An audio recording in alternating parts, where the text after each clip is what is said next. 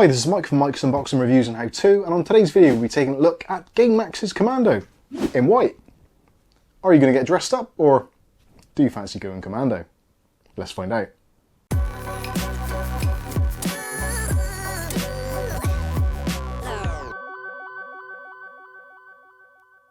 Okay, so in today's video we'll be taking a look at Gamemax's Commando in white. Now this is a case which actually surprises me in a lot of ways. When I first looked at it, I looked at the price, I looked at some of the pictures online, and I thought, no, this is going to be a terrible case, it's going to be choked to death. We've got this solid front panel, it's not going to be able to breathe properly, much like me at the moment with this cold, but it actually doesn't do any of that. It's a very well airflow optimized case, despite having a solid front panel. It's got some really cool features, and to be honest with you, the actual design and build quality has been considerably elevated. And if I was to hazard a guess, if you give me a blind taste test with this, I would say that this is probably made by some of the same people that make cases for in-win, those kinds of cases. There's some really, really cool features and design technology used in making this case. How they've managed to do it for the price, I really don't know. Now, at the moment, this retails in the UK for somewhere in the region of about £35 to £40, which for a Micro-ATX case is pretty decent. And there are a lot of competition on the market, but I think this actually does give you a lot of options and a lot of flexibility, and also offers something a little bit different than the usual just completely open mesh fronted PCs, which a lot of people are getting tired of. So let's go through today. We'll strip this case down, show you all the pros and cons, and then at the end you can make up your own mind whether this is the case for you. Now I should just say before we get right into this that this case was actually sent to me free of charge for review purposes from Gamemax UK. I did actually reach out to them after I did the review of the Stealth case, which I actually said to them, I've bought this case, I've done a review on it.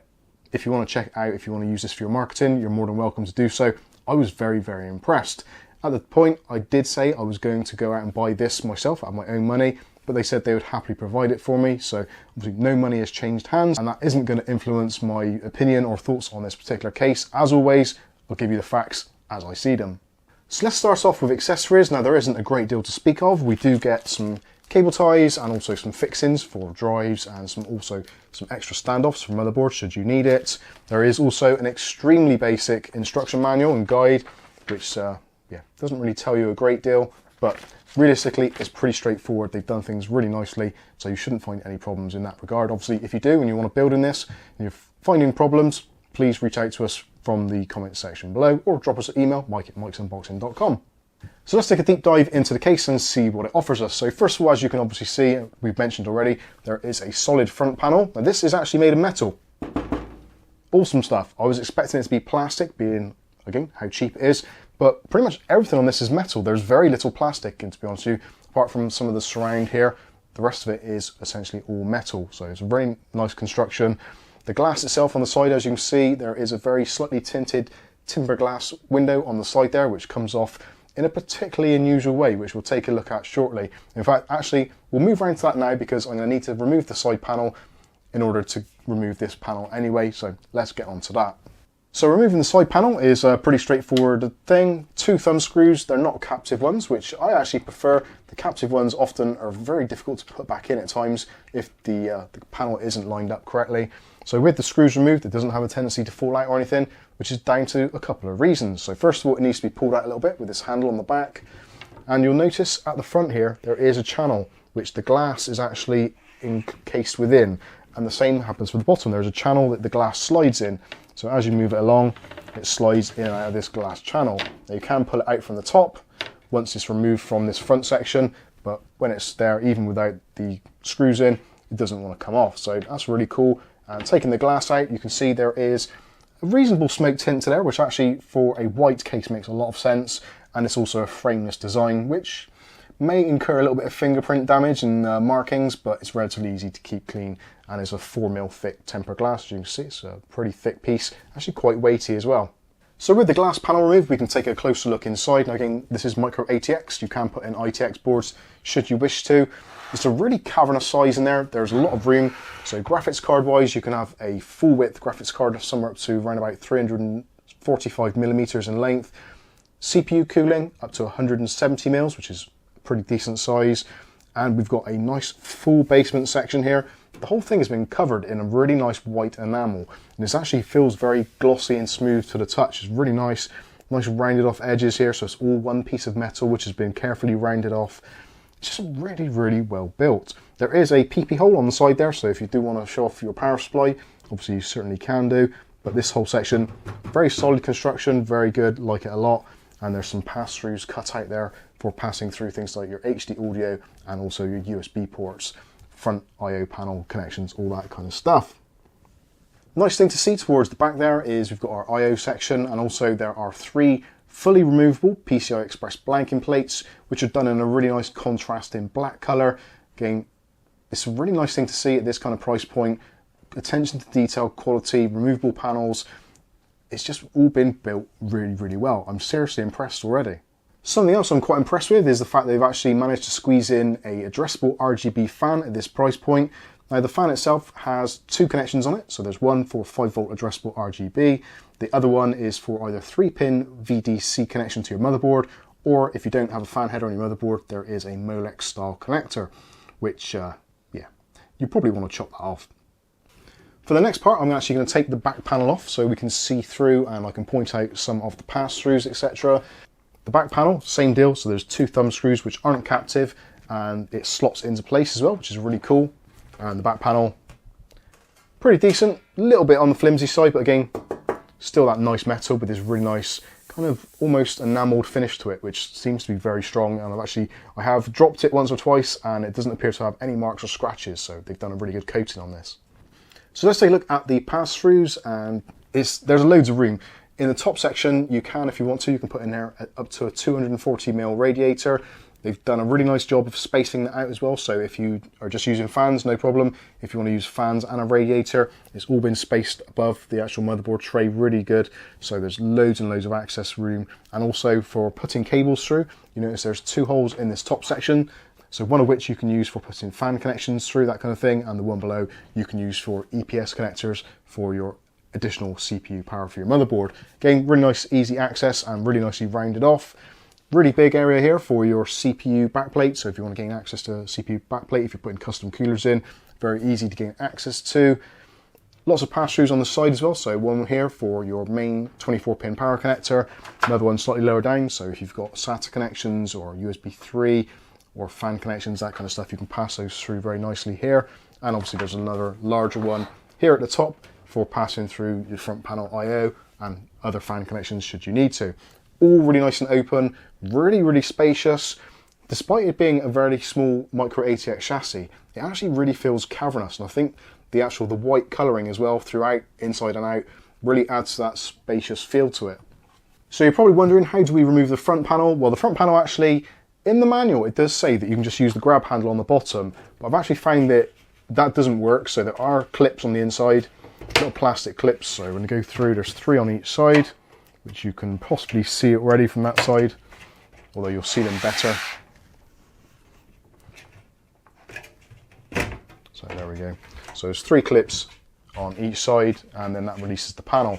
Now again, some of the pictures I've seen of this from the actual website itself, when you look at it, especially from the inside, you'd think that there's going to be an extra inner plastic section here, which is circular for the 3 fans, which I thought would have actually choked off the system. So I'm really glad to see that doesn't exist. And also you can see on the side, we've got tons of ventilation along this side part.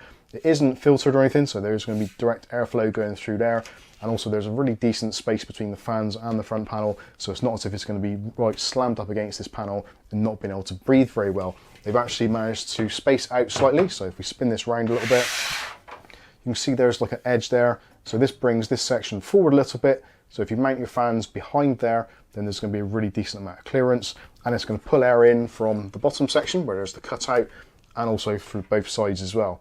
So yeah, airflow I don't feel is going to be a problem in this at all, although we will be doing a full build in this at a later date, so if you want to see how that goes, get subscribed and you'll see that video when it comes out.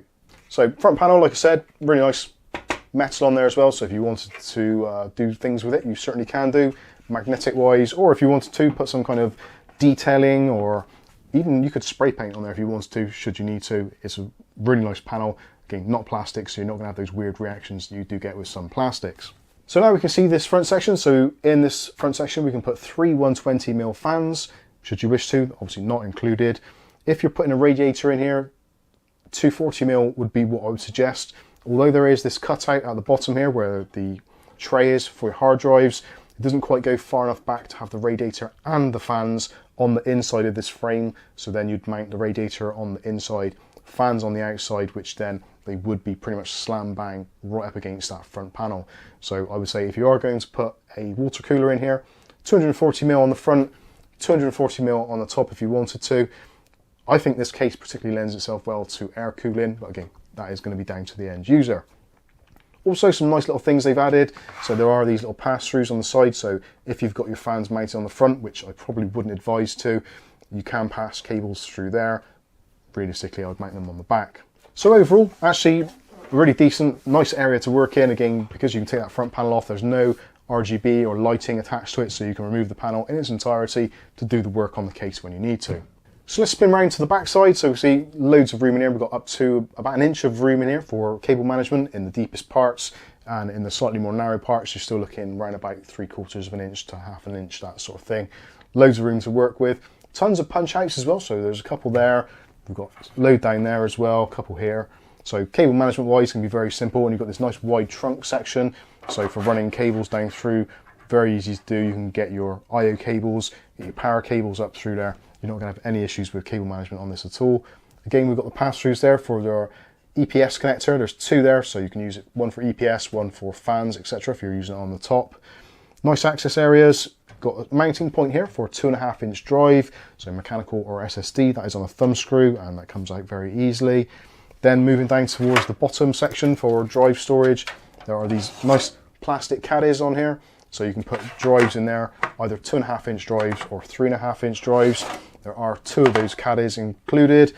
The cage itself is a fixed thing, so it is riveted in. Sadly, you can't move that, move it back a little bit further, because it is all part of that kind of one-piece construction where they folded the metal over, which gives it a massive amount of strength. This case has got virtually no flexing. I'm actually really straining there to try and flex it. It is a very, very strong case. It feels very sturdy as well.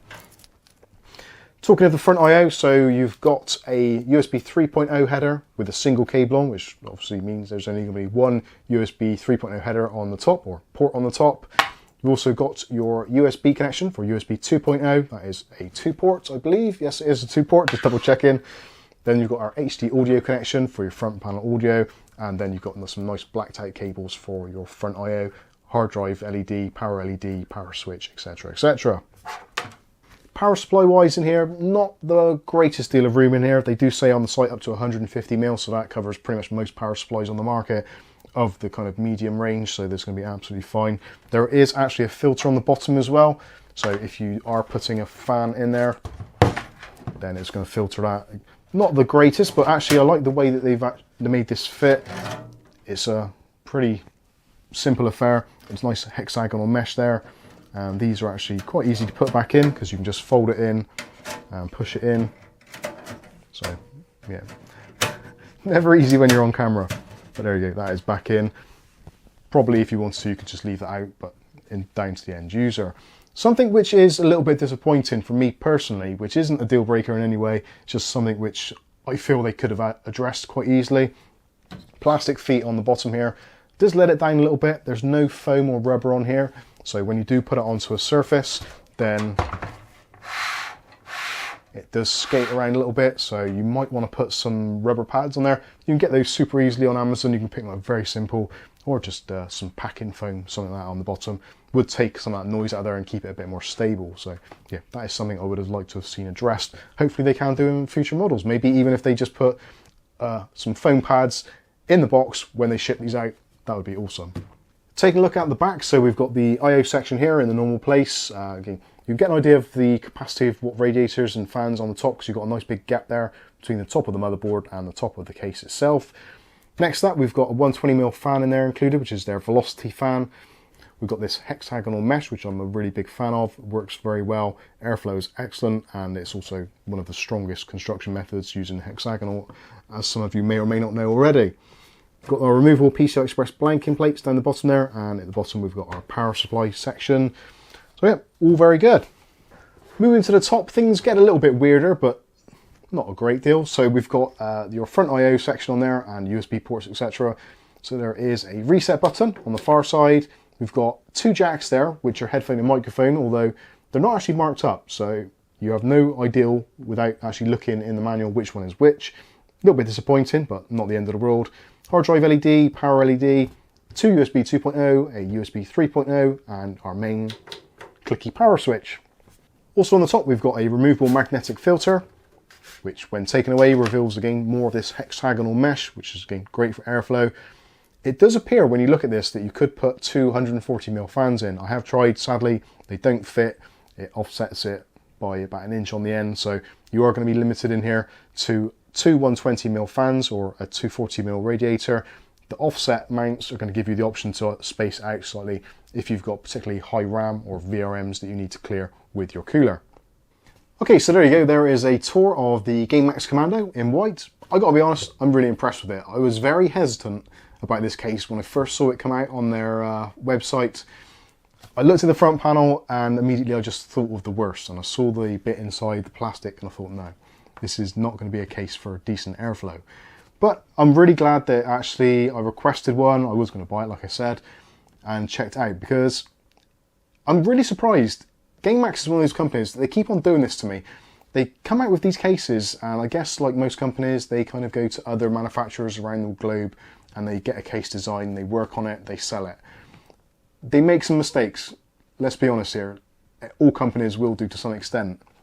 But it seems Gamemax, they've been doing a lot of searching around and they've been picking up some products. And this is the second one, which is actually, initially I thought was not going to be great. The Gamemax Stealth, which if you've not seen that, there's a video up here you can check out. That was another one which completely surprised me. I thought it was going to be awful.